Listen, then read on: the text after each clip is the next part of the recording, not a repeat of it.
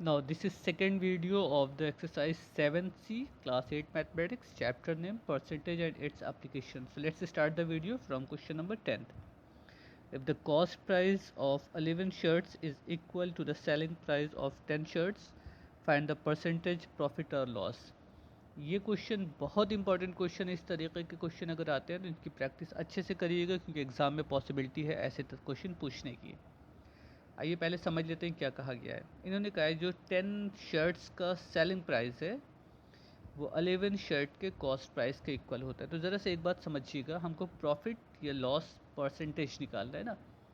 तो profit percent या loss percent का जैसा फॉर्मूला ध्यान दीजिएगा, तो उसमें प्रॉफिट अपॉन सीपी होगा या लॉस अपॉन सीपी होगा, मतलब सीपी हमको मालूम होना चाहिए। तो यहाँ पर कुछ मालूम तो नहीं है, बट इन्होंने 11 शर्ट की कॉस्ट प्राइस और 10 शर्ट का सेलिंग प्राइस दिया है। तो सबसे पहला काम, हम जो कॉस्ट प्राइस सपोज करेंगे वो एक्स सपोज कर लेते हैं। सेलिंग प्राइस एक्स सपोज मत करिएगा क्योंकि फॉर्मूले में जो प्रॉफिट परसेंट या लॉस परसेंट का फॉर्मूला उसमें सीपी आता है, इसलिए हम ये सपोज कर लेते हैं कि cost price of each shirt is equal to x rupees. उसके बाद सारी कंडीशन को फॉलो करते जाएंगे। आइए 10th क्वेश्चन का सोल्यूशन समझते हैं कैसे होगा। अब देखिए, हमने ये सपोज कर लिया कि एक शर्ट की कॉस्ट प्राइस एक्स रुपीज़ है। आपसे क्वेश्चन में क्या कहा गया है कि 11 शर्ट की जो कॉस्ट प्राइस है वो 10 शर्ट की सेलिंग प्राइस के इक्वल है। तो अगर हम 11 शर्ट की कॉस्ट प्राइस निकालने लगे तो कॉस्ट प्राइस ऑफ 11 शर्ट्स, तो वो कितनी हो जाएगी, 11x हो जाएगी, जाहिर सी बात, क्योंकि एक शर्ट की कॉस्ट प्राइस हमको मालूम है। ठीक है ना, ये एक 11 शर्ट की कॉस्ट प्राइस हो गई। यही कॉस्ट प्राइस आपकी 10 शर्ट की सेलिंग प्राइस है। सेलिंग प्राइस ऑफ 10 शर्ट ये क्वेश्चन में दिया गया है, ज़रा सा आप क्वेश्चन को फिर से पढ़ लीजिएगा। 10 शर्ट्स की जो कॉस्ट प्राइस है वो 11x के इक्वल है। तो अगर हम सेलिंग प्राइस निकालने एक शर्ट की, selling price of one shirt, जाहिर सी बात इसको हमको 10 से डिवाइड करना होगा तभी मालूम होगा कि एक शर्ट की कॉस्ट क्या है। ये हो गए, इसको आप लिख सकते हैं पॉइंट 1.1 ना। अच्छा, इसको रहने देते हैं ऐसे ही। अब हमारे पास कॉस्ट प्राइस भी मालूम है एक शर्ट का ये, और सेलिंग प्राइस भी मालूम है एक शर्ट का ये। तो प्रॉफिट कितना हुआ ये निकाल लेते हैं। प्रॉफिट कैसे मालूम होगा, कॉस्ट प्राइस और सेलिंग प्राइस और कॉस्ट प्राइस का डिफरेंस है। ये सेलिंग प्राइस हो गया आपका और ये कॉस्ट प्राइस हो गए।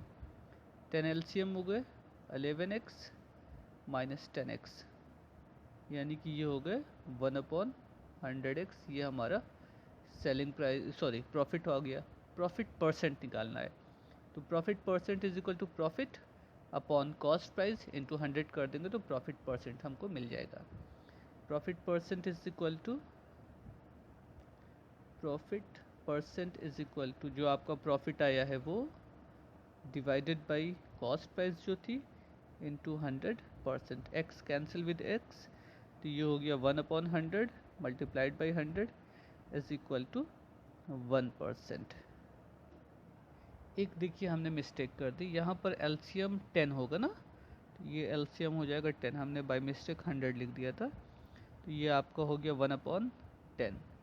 यहाँ पर भी आएगा 1/10, ये हो जाएगा 1/10, एंड सॉल्व करेंगे तो 10% हमारा प्रॉफिट आ रहा है। ठीक, तो वो मिस्टेक थी, ध्यान दीजिएगा। यहाँ पर 10 दिया गया था, मैंने बाई मिस्टेक यहाँ पर 100 लिख दिया है। ओवरऑल आप उसको करेक्शन कर लीजिए तो आपको रिजल्ट सही मिल जाएगा। Now second question, question number 2। A man buys a TV, sorry question number 11 ना। Pens are bought at 12 for the rupees for a rupee and sold 9 for a rupee, find the gain or loss percent. अब देखिए इन्होंने क्या कहा है कि 1 रुपए की 12 पेन खरीदी जा रही है और 1 ही रुपए की 9 पेन सेल की जा रही है। मतलब यहाँ से अगर हम एक पेन का कॉस्ट प्राइस निकालें तो 12/1 हो जाएगा, या 12 अगर पैसे में कन्वर्ट करें तो 12/100 हो जाएगा। और अगर एक पेन का सेलिंग प्राइस निकालें तो 9/100 आएगा। वहाँ से हमको प्रॉफिट निकालना है, उसके बाद प्रॉफिट परसेंट निकाल देना है ना। आइए क्वेश्चन नंबर 9 को समझते हैं पहले कैसे, सॉरी क्वेश्चन नंबर 11 को समझते हैं कैसे दिया है और क्या पूछा गया है, कैसे सॉल्व होगा। ओके, देखिएगा यहाँ पे कॉस्ट प्राइस दी गई है 12 पेन की 1 रुपीज़ ना। तो अगर एक पेन की कॉस्ट प्राइस निकालना होगा 1/12 हो जाएगा, और सेलिंग प्राइस दी गई है 9 पेन की 1 रुपये, तो अगर सेलिंग प्राइस निकालना होगा एक पेन की तो 1/9 होगा। अभी हमने जब एक्सप्लेन किया था तो हमने बाय मिस्टेक उसमें रुपीज़ को 100 में कन्वर्ट, पैसे में कन्वर्ट कर दिया था और 12 को डिवाइड कर दिया था 100 से, तो वो नहीं होगा। एक पेन की कॉस्ट निकालना होगा तो 1/12 और एक पेन का सेलिंग प्राइस निकालना होगा तो 1/9। प्रॉफिट हमको निकालना है, ये ग्रेटर है कि ये ग्रेटर है, 1/9 ग्रेटर है ना, क्योंकि इसका 9 पार्ट हो रहा है और इसका 12 पार्ट हो रहा है, तो इसके जो 9 पार्ट होंगे each part is greater than the each part of ये 1/12। So find out the profit. Profit कितना हो गया आपको, 1/9 सेलिंग प्राइस है और उसमें से कॉस्ट प्राइस हमको माइनस कर देना है। 36 एलसीएम हो जाएगा, 9 4 ज़ा 36, 12 3 ज़ा 36, 1/36 रुपीज़ एज ए प्रॉफिट हो गया। हमको प्रॉफिट परसेंट निकालना होता है, तो प्रॉफिट परसेंट कैसे मालूम होगा, जो भी प्रॉफिट आया है उसको, ये प्रॉफिट है आपका, इसको डिवाइड कर देंगे कॉस्ट प्राइस से। कॉस्ट प्राइस कितना है, 1/12, 1/12 इंटू 100, ये आपका प्रॉफिट परसेंट हो गया। अब इसका कैलकुलेशन आपकी अपनी चॉइस है, ये 12/36 होगा, 12/36 इंटू 100 परसेंटेज, ये हो गया प्रॉफिट परसेंट। कितना आ गया, 33 होल 100/3 ना, 100/3 मीन्स 33 होल 1/3% आपको प्रॉफिट हो रहा है। बस इसी तरीके का क्वेश्चन ये सॉल्व करना था। ये हो गया क्वेश्चन नंबर 11। आइए 12th क्वेश्चन को समझते हैं क्या कह रहा है उसमें। By selling 100 mangoes a fruit seller gain the selling price of 20 mangoes, find his gain percent. अब यहाँ पर ये कहा गया अगर 100 मैंगोज सेल किए जाएँ तो 20 मैंगोज के सेलिंग प्राइस के इक्वल उसको प्रॉफिट होता है। तो बताइए गेन परसेंट क्या है। आइए पहले क्वेश्चन को समझते हैं कैसे कहा गया है और क्या मालूम करना है, कैसे सॉल्व होगा। ओके, ये आपका क्वेश्चन हो गया। हमने सपोज कर लिया कि 1 मैंगो का जो कॉस्ट प्राइस सेलिंग प्राइस है वो x रुपीज़ है, तो जाहिर सी बात 20 मैंगोज़ का सेलिंग प्राइस कितना हो जाएगा, 20x हो जाएगा। यही हमारा गेन हो गया 20x। अब अगर 1 मैंगो का सेलिंग प्राइस x था तो 100 मैंगोज़ का सेलिंग प्राइस कितना हो जाएगा, 100 मैंगोज़ का सेलिंग प्राइस हो जाएगा, 100 मैंगोज़ का सेलिंग प्राइस हो जाएगा 100x, यही ना हुआ, सेलिंग प्राइस हो गए 100x। अच्छा, इसमें से प्रॉफिट कितना हो गया, 20x आपका प्रॉफिट हो गया। तो कॉस्ट प्राइस हमको कैसे मालूम होगा, सेलिंग प्राइस में से अगर हम कॉस्ट प्राइस माइनस कर दें तो हमको मालूम हो जाएगा ये इसकी कॉस्ट प्राइस है। अब हमारे पास कॉस्ट प्राइस भी मालूम है, हमारे पास गेन भी मालूम है। तो अगर गेन परसेंट निकालना होगा तो कैसे मालूम होगा, gain upon cost price into 100 से कर देंगे तो हमको गेन परसेंट मालूम हो जाएगा। क्या करना होगा, gain upon cost price into 100, ये हमारा गेन परसेंट मालूम हो गए। अब यहाँ से x एंड x कैंसिल हो जाएगा, 0 एंड 0 कैंसिल हो जाएगा, 2 4 ज़ा 8, 100/4 मीन्स 25% आपको प्रॉफिट हो गया। प्रॉफिट परसेंट पूछा गया, ये भी क्वेश्चन बहुत अच्छा क्वेश्चन था, इम्पॉर्टेंट क्वेश्चन है, इसको ज़रा सा रिवाइज कर लीजिएगा अच्छे से। Question number 10th 11th 12th, अभी तक के तीनों क्वेश्चन बहुत इंपॉर्टेंट है। ठीक है, आइए 13 क्वेश्चन को समझते हैं क्या कह रहा है। By selling 144 hens, Mala lost the selling price of 6 hens. Find her loss. इसी तरीके से क्वेश्चन आपने इससे पहले वाला भी सॉल्व किया, वहाँ पर गेन परसेंट मालूम था, गेन मालूम था तो गेन परसेंट हमने निकाल दिया। यहाँ पर लॉस हो रहा है और सेलिंग प्राइस मालूम है 144 हैंड्स का, तो यहाँ से लॉस परसेंट हमको निकालना है। आइए क्वेश्चन को समझते हैं क्या मालूम है और किस तरीके से हमको इसको सॉल्व करना है। अब देखिए आपके क्वेश्चन में क्या कहा था, सेलिंग प्राइस मालूम है, हमने सपोज कर लिया 1 हैन का सेलिंग प्राइस x रुपीज़ है, तो 6 हैन का सेलिंग प्राइस कितना हो जाएगा, 6x।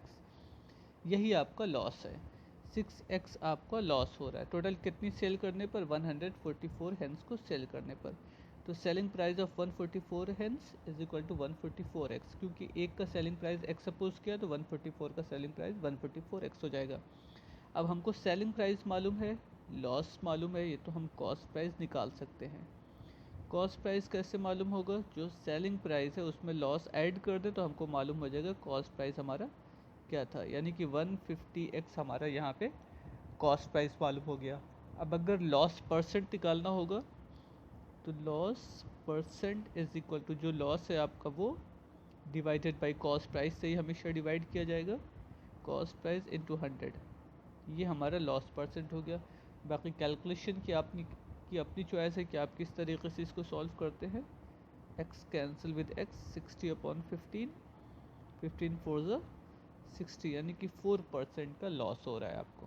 ठीक, तो बहुत इजी सा क्वेश्चन है लेकिन बहुत इंपॉर्टेंट क्वेश्चन है, इस क्वेश्चन को भी अच्छे से रिवाइज कर लीजिएगा ना। और next question, question number 14, a shopkeeper sold 2 pair of jeans for 720 each, gaining 20% on one and lost 20% on other, find his gain or loss percent।